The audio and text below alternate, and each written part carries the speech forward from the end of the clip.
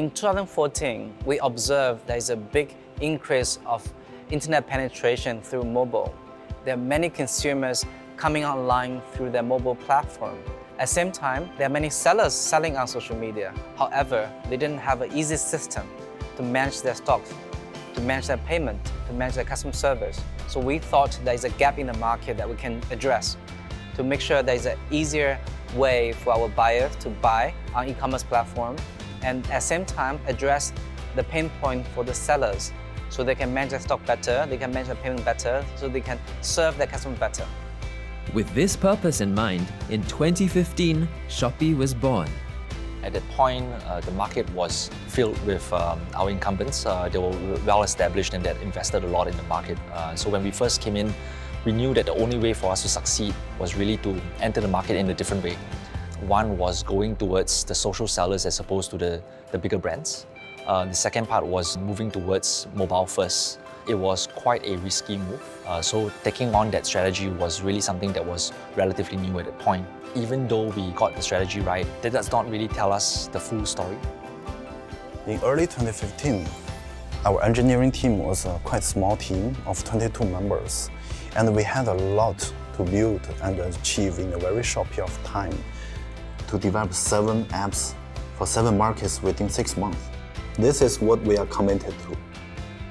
From then till now, we have become the leading e-commerce platform across Southeast Asia and Taiwan, serving millions of users every day. We believe online shopping should be accessible, easy, and enjoyable. We believe everyone deserves a little support to make their lives better. At Shopee, we serve, we adapt, we run, we commit, we stay humble. We challenge ourselves to grow to our fullest potential. We enjoy work and enjoy life, both with 120% devotion. We collaborate to innovate in a conducive work environment. The thing I love about Shopee is the opportunity to always learn from the best people. What I love is our culture. We have very young teams making quality decisions at a very fast pace. I like the level of autonomy given to drive change. Every day is a challenge and every day is very different. So we always try to adapt. We always try to do our best. At Shopee, we are simple, happy, and always together. It's been quite a journey, and we've only just begun. Assalamualaikum warahmatullahi wabarakatuh. Kami dari kelompok 6 kelas Sistem Informasi Manajemen kelas A. Kami akan mempresentasikan analisis sistem informasi manajemen pada perusahaan PT Shopee. Kami dari kelompok 6 dengan dosen pengampu Bapak Tan Evan Tanjiono, dengan teman saya yang pertama Fiona Febrian Megarani, NBI 12119000130. Yang kedua Mamlu Atusa Ada, NBI 12119000142. Yang ketiga Wahyu Adam Aprilianto 12119000162. Yang keempat Muhammad Hafid Fahrizal, NBI 12119000168. Yang kelima Reni Wahyu Nengtia, NBI 12119000170. Dengan bagan 1. Sejarah PT Shopee, 2. Sistem informasi manajemen, 3. Kelebihan dan kekurangan. 1. Sejarah PT Shopee. Sejarah PT Shopee. Shopee merupakan perusahaan e-commerce yang berada di bawah naungan Garena atau berubah nama menjadi Sia Group. Perusahaan internet di Asia Tenggara menjalankan bisnis C2C Mobile Marketplace. Shopee resmi diperkenalkan di Singapura pada tahun 2015, yang diikuti dengan negara Malaysia, Filipina, Taiwan, Thailand, Vietnam, dan Indonesia. Mengusung visi menjadi C2C Mobile Marketplace nomor 1 di Asia Tenggara. Shopee yang berada di bawah naungan CEO Chris Feng, pria lulusan terbaik dari Universitas Nasional Singapura, yang memungkinkan para penggunanya membeli atau menjual barang melalui aplikasi yang tersedia di platform iOS dan Android. Shopee Indonesia adalah salah satu pusat perbelanjaan yang dikelola oleh Garena atau berubah nama menjadi SEA Group, bisnis C2C atau Customer to Customer Mobile Marketplace yang diusung Shopee memungkinkan kehadirannya dapat dengan mudah diterima oleh berbagai lapisan masyarakat termasuk di Indonesia. Shopee Indonesia resmi diperkenalkan di Indonesia pada Desember 2015 di bawah naungan PT Shopee International Indonesia. Sejak peluncurannya, Shopee Indonesia mengalami perkembangan yang sangat pesat. Bahkan hingga Oktober 2017, aplikasinya sudah didownload oleh lebih dari 43 juta pengguna, menawarkan one-stop mobile experience. Shopee menyediakan fitur live chat yang memudahkan para penjual dan pembeli untuk saling berinteraksi dengan mudah dan cepat. Shopee merupakan platform marketplace yang aman untuk melakukan transaksi, di mana antara pembeli dengan pembeli akan disediakan rekening bersama sehingga tidak ada kontak perbankan langsung antara pembeli dengan penjual. Selain itu, Shopee Indonesia juga memiliki dukungan logistik yang bekerja sama dengan beberapa jasa logistik di Indonesia seperti JNE, JNT, Gojek atau Gosen, Pos Indonesia untuk membantu proses pengiriman barang. Selanjutnya ada sistem informasi manajemen. Sistem informasi manajemen PT Shopee. A. Operating Support System. Yang pertama, Transaksi Processing System. Transaksi Processing System adalah sistem informasi yang mengatur segala bentuk proses transaksi antara pemilik perusahaan dengan target konsumen. Biasanya dalam sebuah perusahaan digunakan customer support atau kasir atau karyawan yang bekerja di suatu perusahaan tersebut.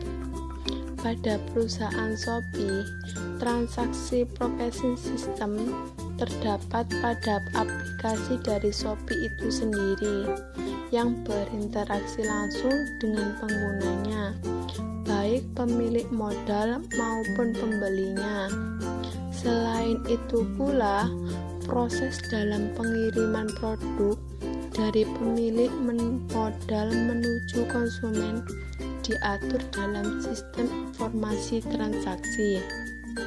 Yang kedua, proses kontrol sistem.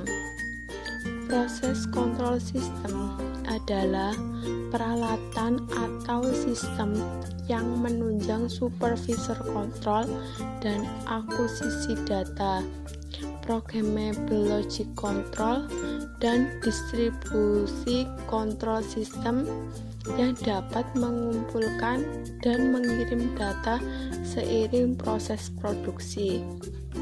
Dalam Shopee, salah satu hal yang menjadi sebuah proses kontrol adalah bagaimana barang yang ingin diinput oleh pemilik modal harus memiliki spesifikasi tertentu, hingga apabila spesifikasi yang diminta tidak diinput, maka sistem akan menolak entry untuk barang tersebut.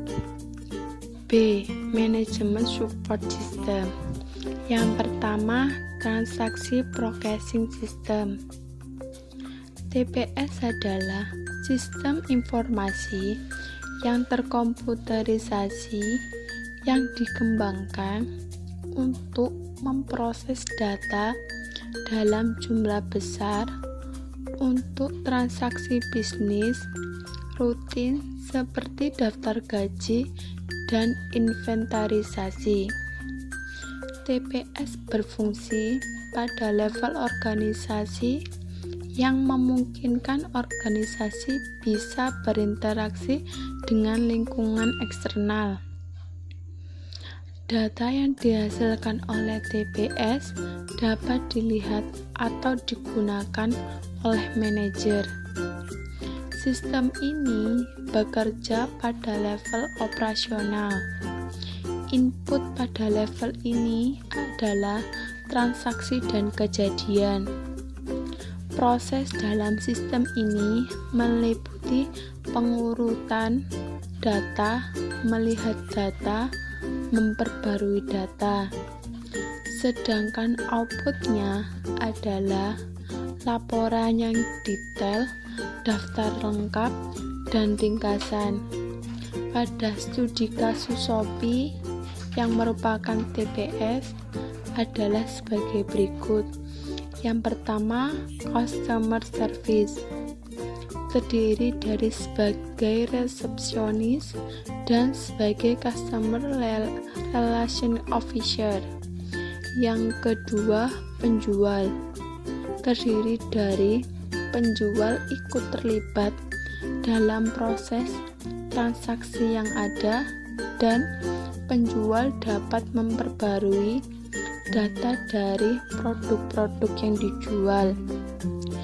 Yang ketiga, pembeli, terdiri dari pembeli ikut terlibat dalam proses transaksi yang ada dan pembeli dapat menanyakan hal-hal terkait dengan kejadian. Yang keempat, finansi, terdiri dari melakukan pengelolaan keuangan perusahaan dan melakukan penginputan semua transaksi keuangan. Yang kelima, quality control, terdiri dari jasa perusahaan. Manajemen Information System yang disingkat MIS.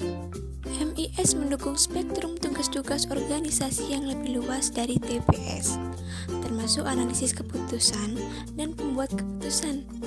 MIS menghasilkan informasi yang digunakan untuk membuat keputusan dan juga dapat membantu menyatukan beberapa fungsi informasi bisnis yang sudah terkomputerisasi basis data. Pada studi kasus Shopee, yang merupakan MIS adalah Marketing Officer. A.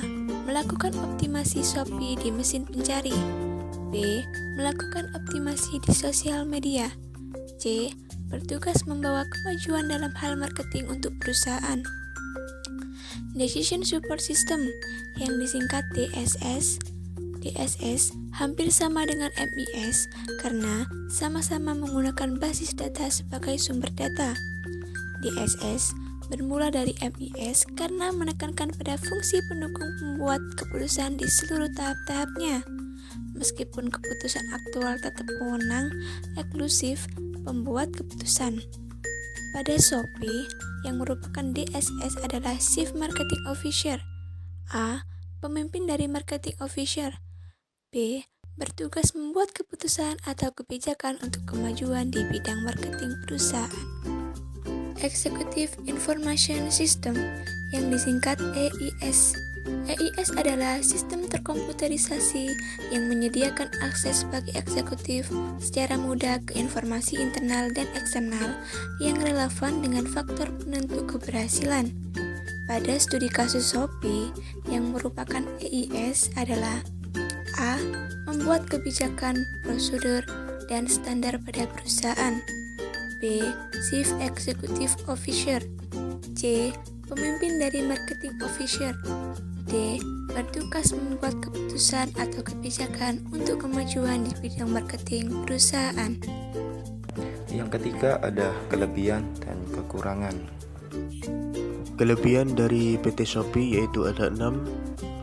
Nomor 1, Shopee memiliki payment gateway tersendiri yang dinamakan Shopee Pay.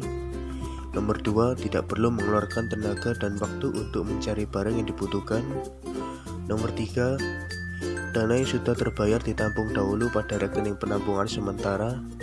Nantinya data tersebut baru disalurkan kepada penjual ketika pelanggan sudah mengkonfirmasi penerimaan barang. Nomor 4, memiliki fitur terdekat yang memungkinkan pembeli mencari penjual terdekat dari posisi calon pembeli berada. Nomor 5, adanya fitur beriklan bagi para penjual yang ingin produknya berada di urutan atas. Nomor 6, ada pula fitur live chat yang memungkinkan penjual dan pembeli berinteraksi mengenai produk yang dijual walaupun tidak bertemu muka. Kekurangan dari PT Shopee yaitu ada 6. Yang nomor 1, payment kit Shopee atau Shopee Pay belum dapat dipercaya tingkat keamanan sistemnya. Hal ini dikarenakan Shopee Pay sempat berhenti untuk beberapa saat.